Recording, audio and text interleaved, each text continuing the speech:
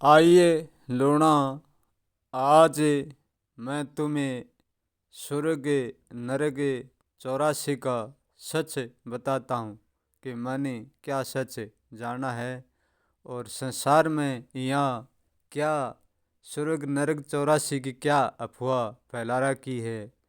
यहाँ सब लोग कहते हैं कि नरक मरने के बाद मिलेगी, स्वर्ग भी मरने के बाद मिलेगी और लक 84 मरने के बाद भोगनी पड़ेगी।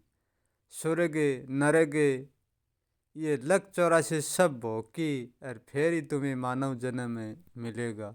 यहाँ की अफवाह ये फैल रही है।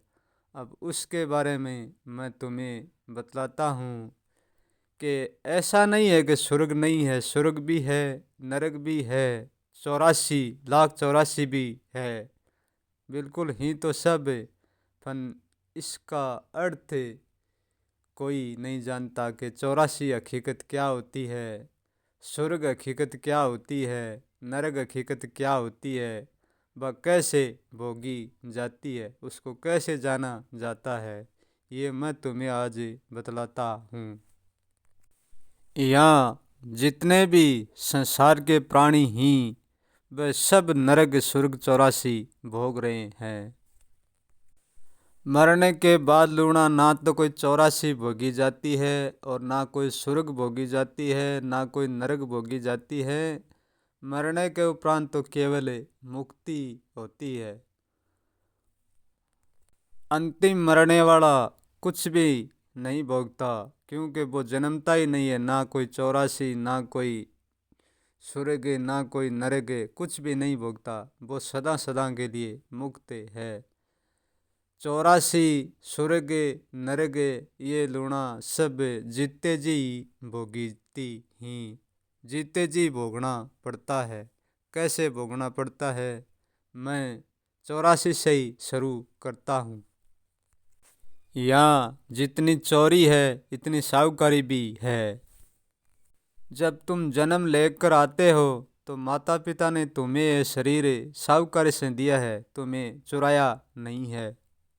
जब तक तुम्हारी मैं तुम्हारे पास नहीं होती है, जब तक तुम साहूकार ही रहते हो। साहूकार किसी से डरते नहीं है। जैसे जैसे तुम बड़े होते हो, ज्यों ज्यों तुम्हारी समझ भी बड़ी होती है और वह धीरे धीरे चोरी से जुड़ती जाती है। फिर तुम्हारा विचार तुम्हारी हर चोरी के साथ तुम्हें बांध देते हैं। बांधने का मतलब है जिस चीज़ से कोई चीज़ को बांध देते हो, ऐसे ही तुम्हारा विचार चोरी के साथ तुम्हें जोड़ दे देते हैं, यानी कस देते हैं, चोरी के साथ बांध देते हैं। तुम तुम्हारी चोरी के साथ बन्ने रहते हो। पहली चोरी तो तुम शरीर की करते हो और दूसरी चोरी तुम जो माता पिता से सीखते हो, वो चोरी है दूसरी। जब तुम शरीर का मालिक बनते ही समझो कि माँ बाप से तुम तुम्हारे शरीर को चुरा लिया, क्योंकि ये शरीर उसी की देन थी, तुम्हारी नहीं थी, तुम तो चोरी करी है। ये शरीर चुराने की चोरी तो तुमने साहूकारी से करी है। फिर माता पिता ने तुम्हें जो भी संस्कार दिया वह देने से पहले माता पिता का था, तुम्हारा नहीं था। फिर तुमने ये संस्कार भी चुरा लिया, अपना संस्कार बना लिया। परंतु ये चोरी तो तुम्हारी साहूकारी से है। अब पीठ पाछे क्या चोरी करते हो तुम, ये बतलाता हूँ। जब तुम्हारे मन को कोई चीज़ की आदत लग जाए और वह चीज़ तुम्हें सहजता से नहीं मिलेगी और वह चीज़ कोई दूसरे व्यक्ति के पास होगी, तो तुम उसको पीठ के पीछे चुरा लोगे, उनको चुराओगे। क्योंकि साहूकारी से उनको चुराओगे तो उसका मूल्य चुकाना पड़ेगा। अब पीठ पीछे चुकाना होता है, चोरी करना होता है, वो बिन मूल्य चोरी की जाती है। पीठ के पीछे तुम चीज़ उठाते हो, वह भी चोरी है, और तुम पीठ के पीछे कोई भी निंदा करते हो, वह भी चोरी है। तुम तेरे विचार से दूसरों से कुछ भी हड़पना चाहते हो, वह तुम्हारी चोरी होती है। और तुम तेरे विचार से दूसरों को कुछ देना चाहते हो, वह तुम्हारी साहूकारी होती है। सन्मुख हम किसी से बात करते हैं तो वह चोरी नहीं, वह एक चेतावनी है। चीज की चोरी तो लोग बहुत कम करते हैं, मूल्य दे की खरीदती हैं। फण विचार की चोरी है, वह बहुत ज़्यादा होती है।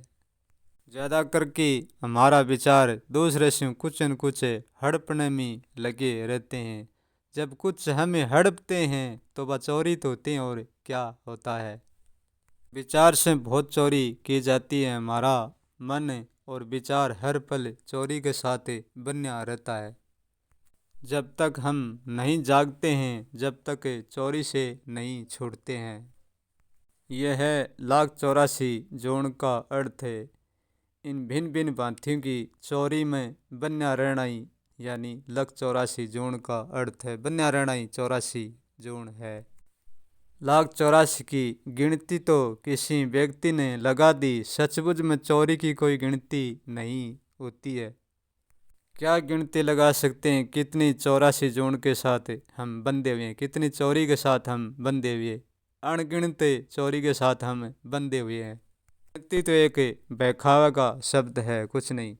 जब महापुरुषों ने जाग पड़ी, जब उन्होंने कहा है अरे भैयो जागो, ये 84 ने लखो, लखने का नाम है, लख 84 है। तुम्हारे चोरी रूपी विचारों ने तुमको घेर रखा है, उनसे जागो तुम।